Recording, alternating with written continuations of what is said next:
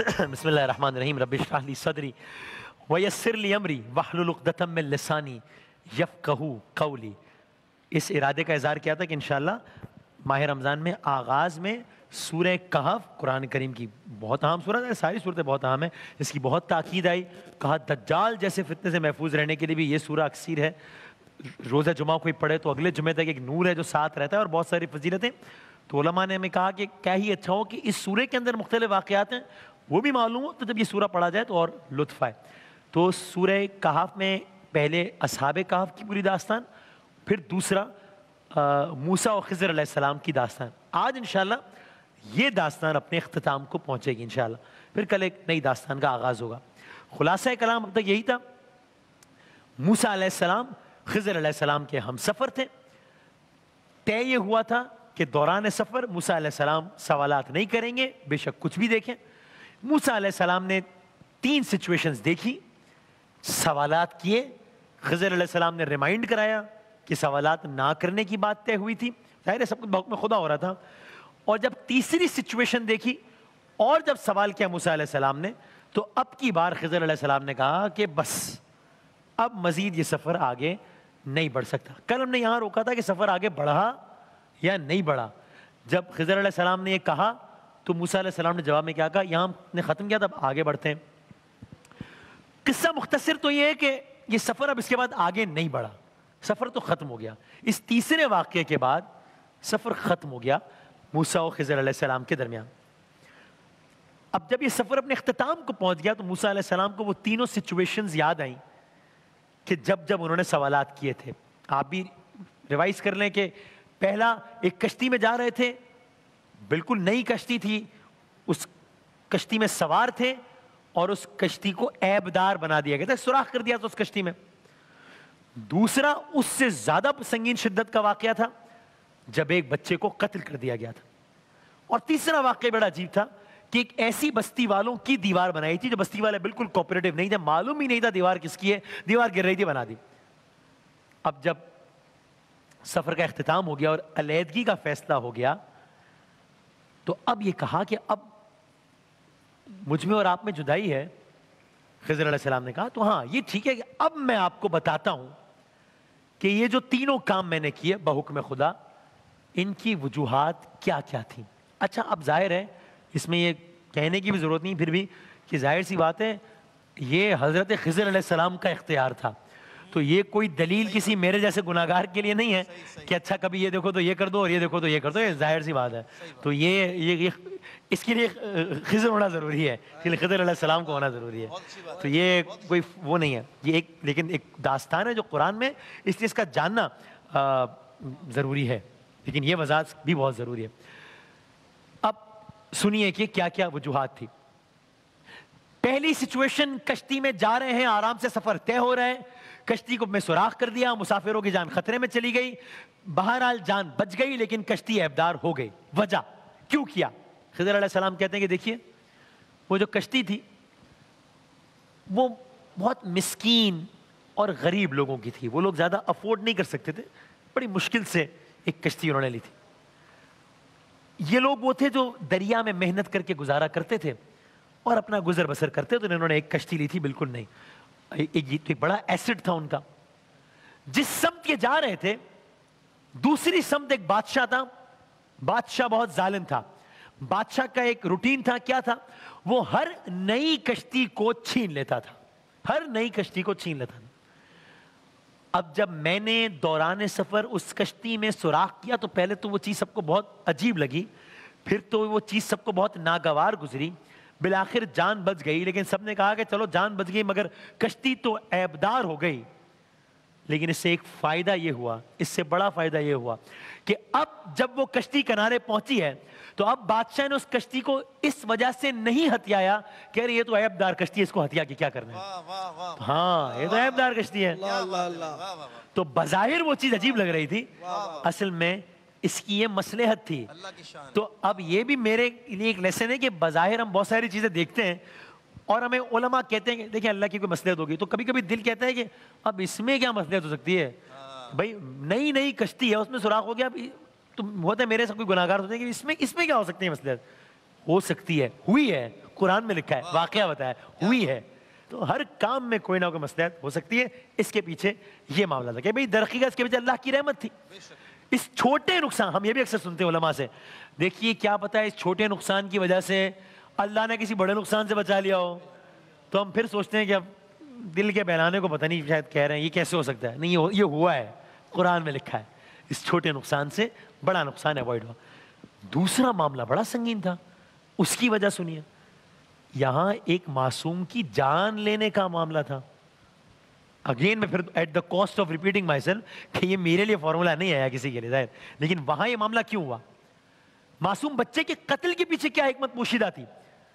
خضر علیہ السلام فرماتے ہیں وہ جو بچہ تھا, وہ جو اولاد تھی, اس کی ماں اور اس کے باپ بہت مومن لوگ تھے, بہت اللہ سے ڈرنے والے لوگ تھے, بہت اچھے لوگ تھے, بہت نیک لوگ تھے, بہت صالح لوگ تھے.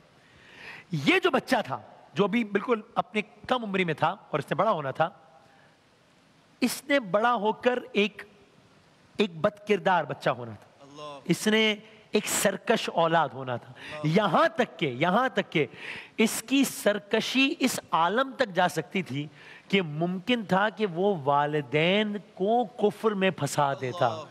اس حد تک اس کی سرکشی ہو سکتی تھی.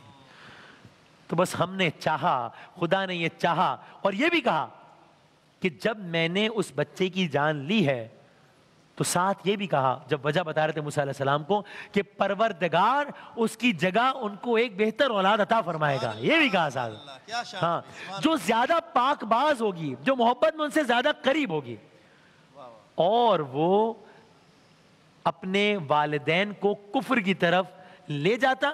چونکہ اس کی جان چلی گئی تو والدین پہ بڑا صدمہ گزرا, اس میں کوئی شک نہیں ہے, لیکن وہ کفر کی طرف جانے سے بچ گئے. کفر کی طرف جانے کا مطلب تھا ہمیشہ ہمیشہ ہمیشہ ہمیشہ کے لیے ٹھکانہ جہنم.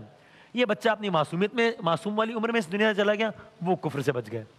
اس بچے کے قتل کے پیچھے یہ حکمت. کیا بات ہے میرے رب کی, کیا شان ہے. اللہ اکبر. تیسری سچویشن, بستی میں ہیں, بستی والے کوپریٹ نہیں کر رہے ہیں, بستی والے درخواست کے باوجود مدد نہیں کر رہے ہیں. ایک دیوار ہے, گر رہی ہے, اس کو بنا دیا. کہا جی اے موسیٰ علیہ السلام, یہ جو دیوار کی تعمیر کا معاملہ تھا اس کے پیچھے حکمت یہ تھی کہ وہ جو دیوار تھی اسی بستی میں رہنے والے میں سے کسی کی تھی. ہاں, اس دیوار کے وارث 2 لڑکے تھے, دونوں یتیم تھے, دونوں اسی شہر میں رہتے تھے. اس دیوار کے نیچے ایک بڑا خزانہ چھپا ہوا تھا. ان کا باپ صالح آدمی تھا جو کہ اس دنیا سے چلا گیا تھا. بس کہا کہ وہ جس طرح کے بستی کے لوگ تھے, جن کا مزاج کیسا تھا آپ نے سنا. ابھی یہ بچے چھوٹے تھے, وہ دیوار گر رہی تھی, اگر وہ دیوار گر جاتی خزانہ باہر آ جاتا, خزانہ ہتھیا لیا جاتا, وہ یتیم بچے اس خزانے سے محروم ہو جاتے. تمہارے رب نے چاہا, پھر کہا تمہارے, اور آپ کو یاد ہے سورہ کہف, ہم نے سلایا, ہم نے اٹھایا, ہم نے تھپکی دی, یہاں بھی ہم نے کیا. تمہارے رب نے یہ چاہا, خضر علیہ السلام میں نے نہیں, تمہارے رب نے یہ چاہا کہ وہ نوجوان جوانی کی دہلیز پہ قدم رکھے, اپنا خزانہ خود نکالیں. سبحان اللہ. ہاں, تو پھر تمہارے رب نے مجھ سے یہ کام کروایا. کیا کہنے, کیا کہنے خدا تعالیٰ, ہم نے کروایا. اور یہ حکمت. تو یہ ایک اور واقعہ کہ جو بظاہر میں بڑا عجیب لگے کہ اب اس میں کیا, اگین میرے سب کوئی کم علم بندہ تو کہے کہ اس میں کیا حکمت ہو سکتی ہے, دیوار گر رہی, اس میں ہو سکتی ہے, ہوتی ہے, ہوئی ہے, اور یہ بتایا. تو یہ تھی وہ 3 سچویشنز جس کی تینوں کی وجوہات بتائیں حضرت خضر علیہ السلام نے حضرت موسیٰ علیہ السلام کو. بس آج کہتے ہیں کہ واقعہ ختم ہو رہا ہے, کہ ہم نے دیکھا کہ کس قدر حکمتوں سے بھرا ہوا ہے واقعہ. پر صرف اسی ایک قصے کو اگر ہم سمجھ جائیں تو مجھے ایسا لگتا ہے کہ ہم اللہ کے پورے نظام کو سمجھ سکتے ہیں. یہ پورے نظام کو, کہ ہم تک اللہ کی طرف سے پہنچنے والی ہر چیز کے پیچھے جو چیز ہمیں بظاہر سمجھ نہ آ رہی ہو, کوئی نہ کوئی وجہ چھپی ہوئی ہوتی ہے. اس لیے کہ وہ رحمان ہے, وہ رحیم ہے, وہ ماؤں سے بڑھ کر محبت کرتا ہے بھائی. ہاں, اور بس جاتے جاتے اس کی ایک سائنسی توجیہ بھی ہے جو کہ ذرا مطلب کہ یعنی کہ ہم انسان مختلف ڈائمنشنز میں رہتے ہیں, 1 ڈائمنشن 2 ڈائمنشن, یہ الگ الگ. تو اس میں ٹیکنیکل اسپیکنگ خضر علیہ السلام نے یہ کیا کہ انہوں نے مستقبل کی ٹائم لائن میں ان کو جانے کا اختیار ملا اللہ تعالیٰ کی طرف سے، مستقبل کی ٹائم لائن میں، اور ان کو یہ اختیار بھی ملا کہ وہ مستقبل کی ٹائم لائن میں جا کے تبدیلی کر دیں. خضر علیہ السلام کو اللہ نے اختیار دیا. ہاں یہ اختیار دیا اللہ تعالیٰ نے سائنٹیفکلی اسپیکنگ. اگر وہ ایک کام نہ کرتے تو مستقبل میں کشتی چھن جاتی، وہ ایک کام نہ کرتے بچہ بڑا ہو کر زمین میں فساد کرتا، وہ ایک کام نہ کرتے یتیموں کے خزانے میں کوئی اور قبضہ کرتا. سائنسی لحاظ سے یعنی کسی صفحے پر اگر تصویر بنی ہوتی ہے وہ 2 ڈائمنشنز ہوتی ہے، یعنی لمبائی چوڑائی. اچھا اب 3 ڈائمنشن چیزیں بھی ہوتی ہیں، ہم 3D فلمیں وغیرہ دیکھتے ہیں اس میں 3 ڈائمنشن ہوتی ہیں. اسی طرح کائنات 4 ڈائمنشن بھی ہے جس میں لمبائی چوڑائی اونچائی. 4th ڈائمنشن ہے ٹائم، وقت. ہاں یعنی یہ بھی ہوتا ہے کہ جنات اور فرشتے وہ اس دنیا میں موجود ہیں، ان کا ہونا ثابت ہے قرآن میں ہے، لیکن وہ کسی اور ڈائمنشن میں ہوتے ہیں، ہمیں نظر نہیں آ رہے ہوتے. بالکل ویسے ہی جیسے سمندر میں تیرنے والی مچھلی، اس کے لیے ساری دنیا وہی ہے، اس کو نہیں پتا خشکی میں ایک اور پورا جہان بس رہا ہے، اور ہم زمین پہ رہتے ہیں، ہمیں نہیں پتا سمندر کے نیچے ایک اور پورا جہان بس رہا ہے، یہ ہمیں نہیں پتا. ہاں تو جیسے سمندر میں تیرنے والی مچھلی خشکی پر رہنے والے لوگوں کو دیکھ نہیں سکتی، ہم جنات اور فرشتوں کو دیکھ نہیں سکتے، لیکن یہ بھی ڈائمنشن ہیں. 6ٹھی ڈائمنشن ہے، 7ویں ڈائمنشن ہے. تو بس اللہ تعالیٰ نے ان کو اختیار دیا کہ نہ صرف ماضی، حال، مستقبل، وقت بھی ایک ڈائمنشن ہے دیکھ سکتے تھے، بلکہ اس میں جا کے تبدیلی کرنے کا بھی اللہ تعالیٰ نے ان کو اختیار دیا. سائنسی لحاظ سے اس کی ایک یہ توجہ بھی بنتی ہے.